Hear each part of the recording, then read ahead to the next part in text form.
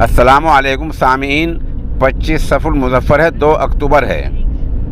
ادھر داعی اسلام مولانا محمد کلیم صدیقی دامت برکاتہم کے بارے میں آج یہ خبر آئی ہے کہ مولانا مکمل ٹھیک ہیں، تندرست ہیں، انہیں کوئی پریشانی فی الحال نہیں ہے۔ ان کے وکیل جناب مومن ملک نے آج تقریباً 5 بجے اس نامہ نگار کو بتایا کہ وہ مولانا کو ان کے کپڑے دے کر آئے ہیں، کچھ کھانے پینے کا سامان دے کر آئے ہیں اور مولانا تندرست ہیں، بالکل ٹھیک ہیں۔